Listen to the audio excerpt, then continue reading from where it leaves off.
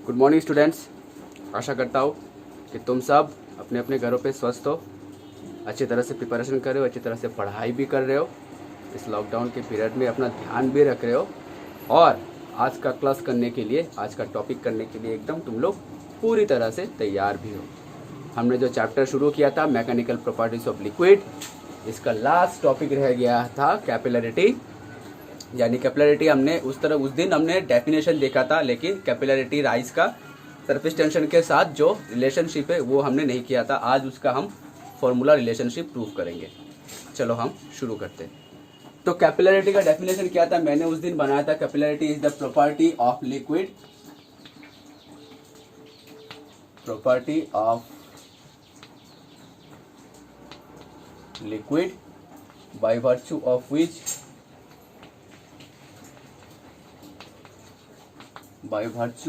which the liquid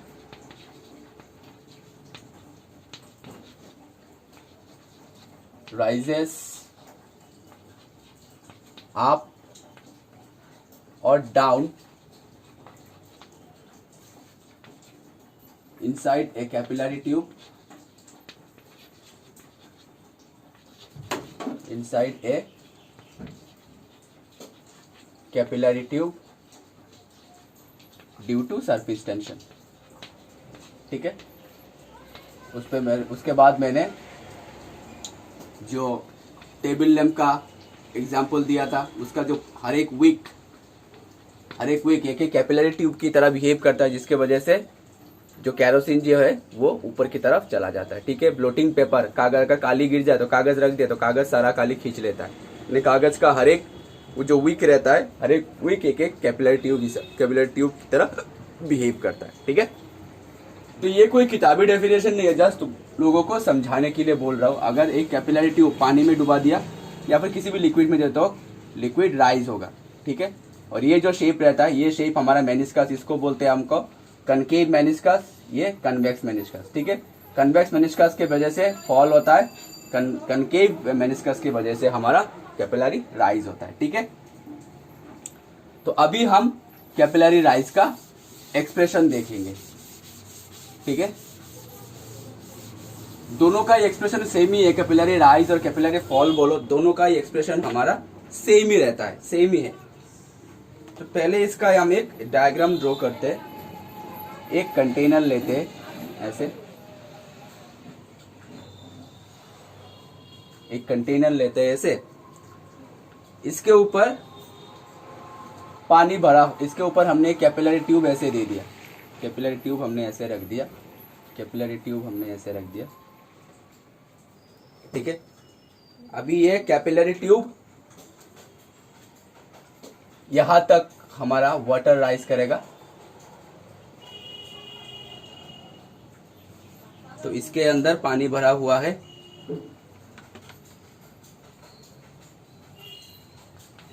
इसके अंदर पानी भरा हुआ है, कैपिलरी राइज हुआ है तो पानी भी ऊपर चला आएगा। वाटर का भी पानी भरा हुआ है, वाटर का लेवल, ये तो हमने ये कैपिलरी ट्यूब ऐसे डुबाया है तो वाटर का लेवल हमारा ऐसा रहेगा इसके साइड। ठीक है,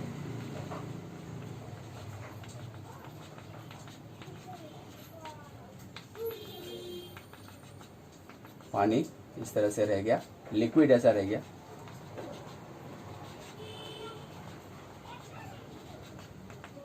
ठीक है, अच्छा, तो अभी हम एक काम करते हैं, ये जो शेप है, ये जो शेप बना है, इसको हम एक ऐसा शेप दे देते, हम ऐसा शेप दे देते, ऐसा करके, और एक ऐसा वाला शेप देते। ये तो हमारा मेनिस्कस हो ही गया, ये तो हमारा मेनिस्कस हो गया। बेटर अंडरस्टैंडिंग के लिए हम एक ऐसा शेप दे देते। ठीक है, अच्छा, इस तरफ से हमारा एक फोर्स, रिएक्शन फोर्स जनरेट होगा, इस तरफ से एक रिएक्शन फोर्स जनरेट होगा,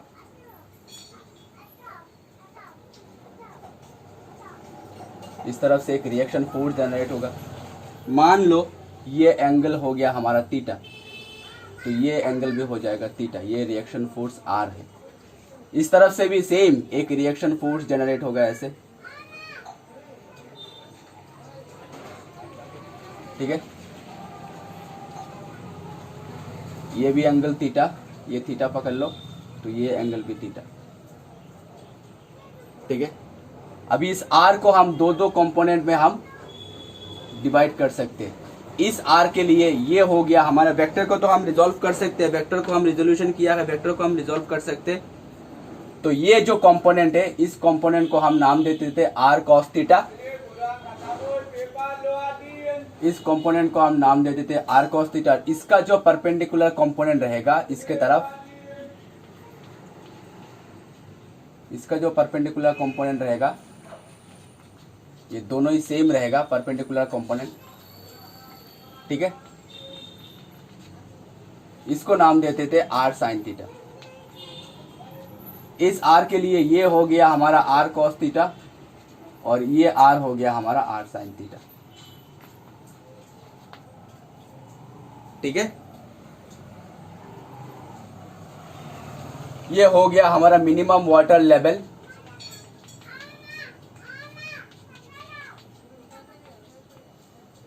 इस हाइट को हम पकड़ लेते हैं H, C D. C D हो गया हमारा minimum water level height, water level rise.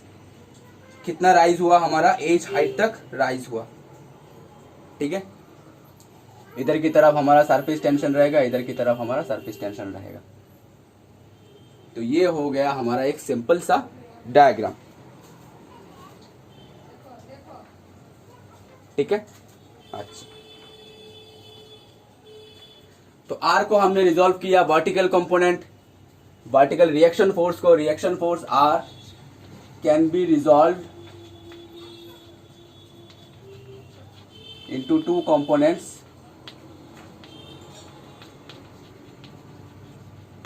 components, r cos theta vertically upward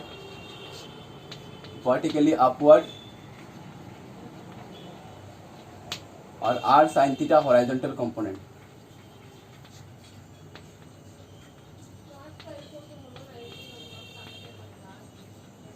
r cos theta r sin theta horizontally। अभी देखो ये दोनों vector equal and opposite direction पे, इसका मैग्नीट्यूड आर साइन थीटा है, तो ये आर साइन थीटा कंपोनेंट हमारा कैंसिल चला जाएगा, ठीक है। तो ये आर साइन थीटा कंपोनेंट हमारा कैंसिल चला जाएगा। हमारा अल्टीमेट जो फोर्स रहेगा वो अपवर्ड फोर्स कितना रहेगा हमारा, R cos theta. So total force हमारा रहेगा, ये अगर सरकमफेरेंस ऑफ द ट्यूब है, ये अगर ट्यूब का सरकमफेरेंस है, ये अगर ट्यूब का सरकमफेरेंस है, तो total force equals to r cos theta, यानी vertical component into circumference of the tube, ठीक है। तो ट्यूब का सरकमफेरेंस का अगर रेडियस अगर हमारा आर कॉस थीटा तो है हमारा, ठीक है। और अगर सरकमफेरेंस, ट्यूब का सरकमफेरेंस का फॉर्मूला क्या है, ट्यूब का सरकमफेरेंस सर्कुलर है तो सर्कुलर का रेडियस सरकमफेरेंस का formula twice pi into small R, ठीक है। ट्यूब का तो सर्कुलर रहेगा, अगर एक ट्यूब तो हमारा ऐसा रहेगा सर्कुलर रहेगा, तो इसका सरकमफेरेंस का फॉर्मूला क्या है हमारा, ट्वाइस पाई आर, ठीक है। तो अल्टीमेटली हो गया twice pi small R capital R, twice pi small R capital R cos theta, total force F T, ठीक है। बट अकॉर्डिंग टू डायग्राम देखो आर और टी, यानी आर अगर रिएक्शन फोर्स है, टी यानी हमारा सरफेस टेंशन है, तो दोनों फोर्स देखो हमारा इक्वल है। आर की जगह पे हम टी बिठा सकते हैं, but clearly from diagram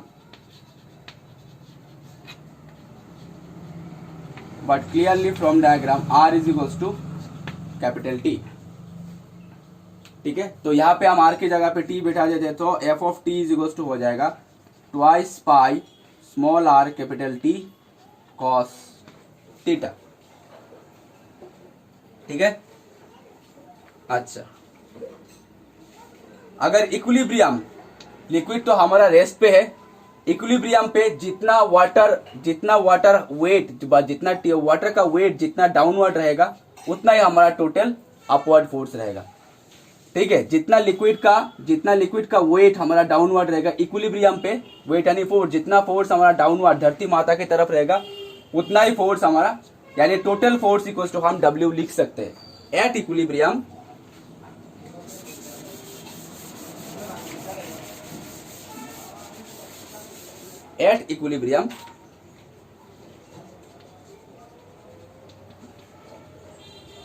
F of t is equals to weight हमारा W। ठीक है, अच्छा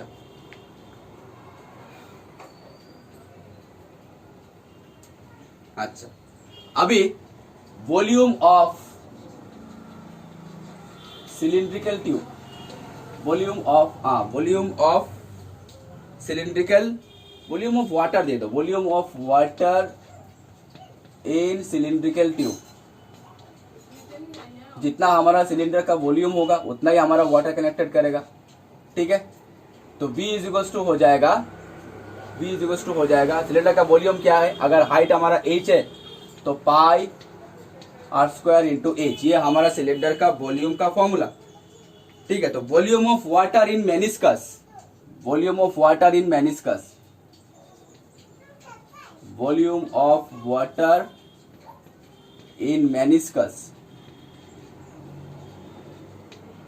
कितना रहेगा, volume of height h and radius r। ठीक है, and volume of the hemisphere. देखो ये हमारा हेमिस्फीयर है, इतना वॉल्यूम अगर टोटल वॉल्यूम से अगर हम माइनस कर दे, ठीक है, वॉल्यूम ये तो हमारा मेनिस्कस हो गया, ये हमारा मेनिस्कस हो गया। ठीक है, तो अगर टोटल वॉल्यूम से अगर इतना वाला हेमिस्फीयर का अगर माइनस कर दे तो कितना मेनिस्कस पे कितना हमारा वॉल्यूम ऑफ वाटर है ये हम निकाल सकते हैं। ठीक है, तो टोटल वॉल्यूम हेमिस्फीयर का, volume of height r and radius r। ठीक है, वॉल्यूम ऑफ हाइट, अच्छा ये तो हाइट हमारा h हो गया, volume of height r and radius r, इसका तो रेडियस हमारा r ही है। ठीक है, ये r हमारा सिलेंड्रिकल वॉल्यूम का ही r रहेगा। ठीक है, तो volume of height small r and radius r, height भी r है और रेडियस भी r है। ठीक है, माइनस वॉल्यूम ऑफ हेमिस्फीयर, ये हमारा हेमिस्फीयर है।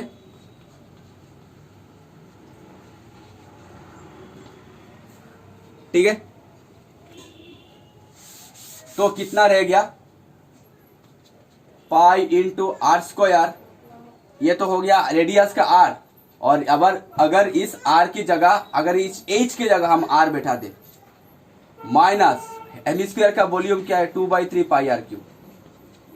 समझ में आया, हाइट भी r है, रेडियस भी हमारा r है, तो पाई r स्क्वायर तो रेडियस का r रह गया और इस h की जगह पे हमने r बैठा दिया, तो हो गया हमारा पाई r क्यूब माइनस 2/3 पाई r क्यूब, तो रह गया हमारा 1/3 पाई r क्यूब।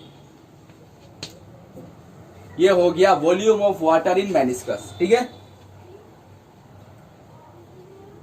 तो अभी टोटल वॉल्यूम क्या है, टोटल वॉल्यूम है volume of water in cylindrical plus volume of water in meniscus. ठीक है, तो total volume in tube, total volume in tube,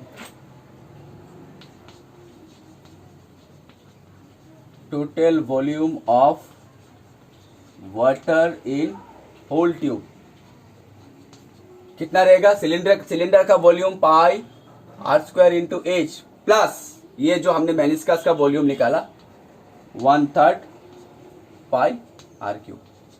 यहां से हमने कॉमन क्या लेना है, यहां से हमको पाई r स्क्वायर कॉमन लेना है। अगर पाई r स्क्वायर अगर कॉमन ले ले तो h प्लस r/3। ठीक है, ये हो गया total volume in water in the tube. ठीक है, total volume of water in the tube VT दे देते, total volume of water in the tube VT दे देते। अगर लिक्विड का डेंसिटी हमारा रो रहा, if rho be the density of water, ठीक है, तो मास क्या रह गया, मास इक्वल्स टू हो जाएगा वॉल्यूम इंटू डेंसिटी, तो हो जाएगा pi are square rho into H plus are by 3, ये हो गया हमारा मास। तो वेट क्या रह जाएगा, weight equals to mass into acceleration due to gravity. अभी मास का वैल्यू बैठा देते हैं, यानी हो जाएगा pi are square rho ji into H plus are by, ठीक है, ये चला गया हमारा वेट का वैल्यू। इतना तामझाम करके हमने वेट निकाला। अभी हम इस इक्वेशन पे, इक्वेशन नंबर 2 पे हम वेट का वैल्यू बिठा देंगे, ठीक है। अब इस इक्वेशन पे हम वेट का वैल्यू बिठाएंगे। चलो बिठाओ इस इक्वेशन पे वेट का वैल्यू, इस इक्वेशन पे वेट का value बिठाओ।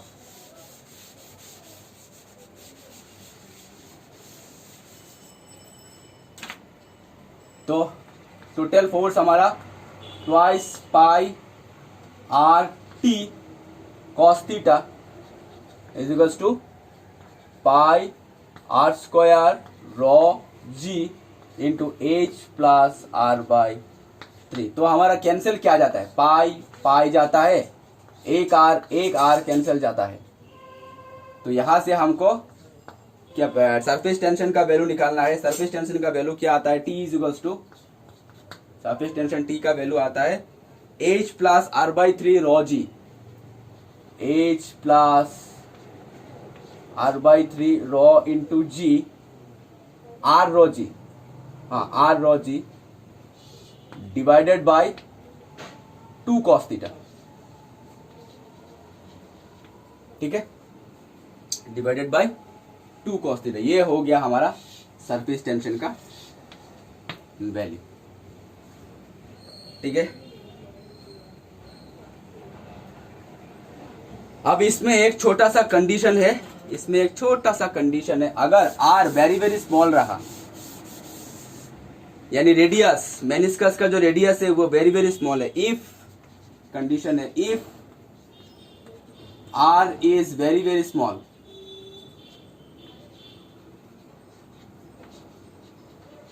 If R is very very small, अगर आर वेरी वेरी स्मॉल रहा तो आर बाई 3, ठीक है, आर बाई 3 को हम नेग्लेक्ट कर सकते हैं as compare to r by 3 can B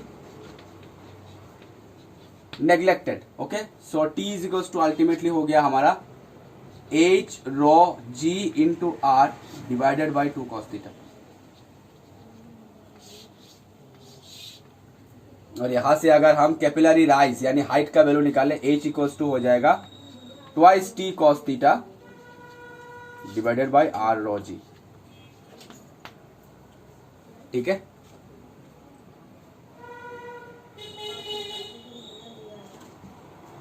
समझ में आया? स्क्रीन को पॉज करो और ये सब उतार लो।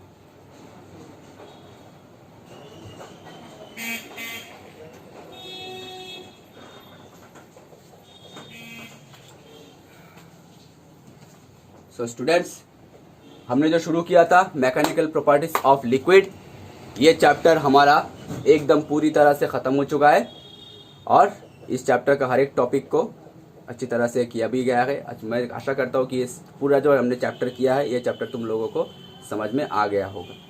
ये हमारा लास्ट टॉपिक था और ये लास्ट टॉपिक हमारा आज ख़त्म हो चुका है। इसके ऊपर हम न्यूमेरिकल्स भी करेंगे और बहुत सारे एनालिसिस भी करेंगे। और अगले सेशन से यानी अगले 2-3 दिन के बाद हम थर्मल प्रॉपर्टीज ऑफ मैटर हम शुरू करेंगे। Thank you so much. Stay safe, stay at home. Thank you.